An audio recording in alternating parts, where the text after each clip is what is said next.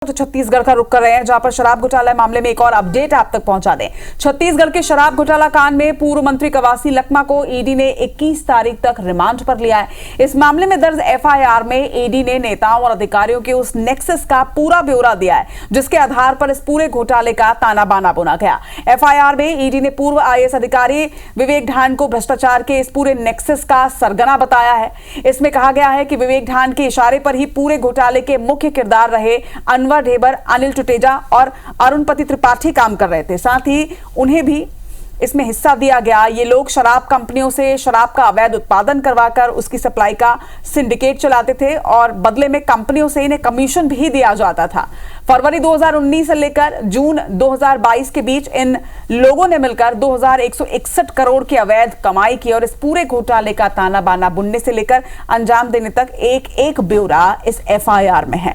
FIR के मुताबिक 2017 में छत्तीसगढ़ राज्य आबकारी नीति में बदलाव हुआ। फरवरी 2017 में Chhattisgarh state marketing corporation limited का गठन हुआ। पूरे राज्य में सीएसएमसीएल के जरिए शराब की बिक्री करने की योजना बनाई गई। शराब दुकानों को ठेके पर चलाने के लिए दिया गया। नकदी कलेक्शन को निजी हाथों में दिया गया। सिर्फ 3 डिस्टिलरी को ही शराब बनाने की जिम्मेदारी भी इसमें दी गई।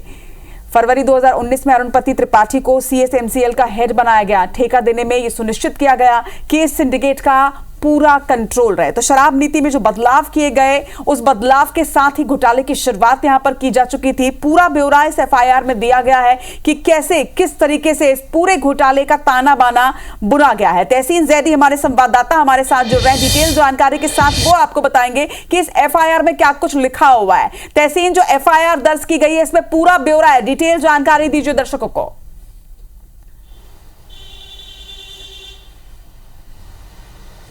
देखिए, जिस तरीके से ये 2161 करोड़ से ज़्यादा का जो एक बड़ा घोटाला जो आबकारी घोटाला के नाम से जाना गया, और इसमें जिस तरीके से जो ईडी ने जांच शुरू की, इसमें पहले बता दें कि 17 जनवरी 2024 को ईडी ने इसमें एक नई ECIR दर्ज की। उसके बाद इसमें जांच शुरू की तो इसमें अनिल टुटेजा, अनवर ढेबर, अरुणपति त्रिपाठी, अरविंद सिंह समेत करीब 20 से ज़्यादा कारोबारी अधिकारी ये सबको गिरफ्तार किया गया, जेल भेजा गया।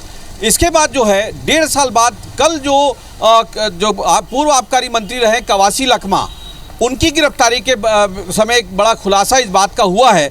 जो ईडी के जो दस्तावेज हैं उसके आधार पे अगर बात करें तो उसमें ये बात सामने आई है कि आने वाले दिनों में कई बड़े लोगों पर ये शिकंजा कस सकता है। उसमें पूर्व जो चीफ सेक्रेटरी रहे विवेक ढांड, ये हम नहीं कह रहे हैं, ये दस्तावेज कह रहे हैं जो ईडी ने कल कवासी लखमा की एक जो रिमांड शीट दी है उसकी अगर बात करें तो दूसरे पॉइंट के ई वाला जो सेक्शन है उसमें उन्होंने साफ तौर पे कहा गया है कि इसकी बेनिफिशियरी रहे हैं विवेक ढांड।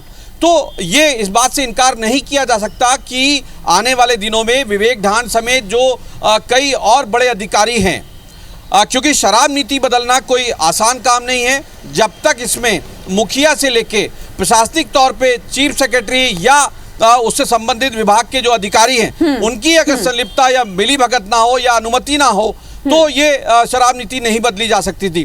तो उसके आधार पे जिस तरीके से खुद ईडी ने इस बात को कहा है, हम नहीं कह रहे हैं कि ये उनका इसमें नाम है, लेकिन ये इसमें जो दस्तावेज है जो ईडी ने कल पेश किया है कवासी लखमा की, जो एक कह सकते हैं इसको रिमांड शीट इसको कहते हैं, 7 पन्नों की ये रिमांड शीट है। उसके दूसरे ही पॉइंट के ई वाला जो कॉलम है उसमें इस बात का साफ उल्लेख है कि इसमें विवेक ढांड जो पूर्व जो रहे हैं चीफ सेक्रेटरी, जो प्रदेश का मुखिया होता है, जो एक प्रशासनिक अमले का एक मुखिया होता है, तो वो भी इसमें बेनिफिशियरी रहे। तो ये इस बात से कोई इनकार नहीं किया जा सकता कि आने वाले दिनों में विवेक ढांड समेत जो बाकी जो अधिकारी हैं, जो नेता हैं, उनकी मुश्किलें ना बढ़े। तो निश्चित तौर पे ये पूछताछ के लिए बुलाया जा सकता है। तो कुल मिलाकर जिस तरह से कवासी लखमा की कल गिरफ्तारी हुई उसके बाद ही अटकलें लगाई जा रही थी तहसीन की, अब कड़ी दर कड़ी ये जुड़ता चला जाएगा और कुछ और गिरफ्तारियां इसमें हो सकती हैं। लेकिन जिस तरह से पूर्व आईएएस अधिकारी विवेक ढांड का अब नाम सामने आ रहा है, पहले भी आ चुका है, अगर अब तक के एक्शन की बात करें तो अब तक शराब घोटाला मामले में विवेक ढांड पर क्या कुछ एक्शन लिया जा चुका है, इसकी भी जरा डिटेल जानकारी दीजिएगा।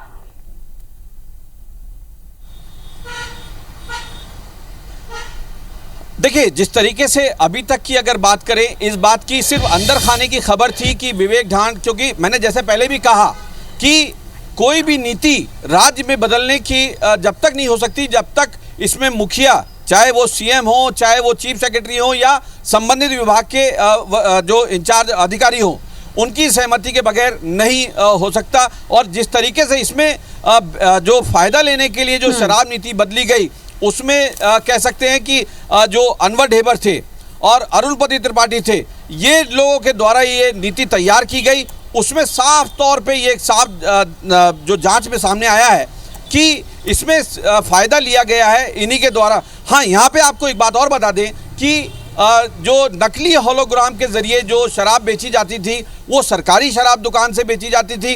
उसमें 2 गल्ले होते थे, गल्ले मतलब कैश काउंटर होते थे, उसमें वो अलग पैसे रखे जाते थे। जो ओरिजिनल होलोग्राम के जो बिकती थी वो, और जो नकली होलोग्राम से बिकती थी वो, उसके अलग पैसे होते थे। तो जो नकली होलोग्राम के जो पैसे होते थे वो ये सब आपस में ये लोग बंदरबाट करते थे, जिसमें कि कल इस बात के दस्तावेज में खुलासा निश्चित तौर पर। और अब जिस तरीके से एफआईआर की जो प्रति सामने आई है, इसके बाद ये समझा जा सकता है कि आने वाले दिनों में कुछ और बड़े एक्शंस इस मामले में हो सकते हैं। खबर पर नजर बनाकर रखेगा तहसीन। फिलहाल तमाम जानकारी के लिए आपका बहुत बहुत शुक्रिया।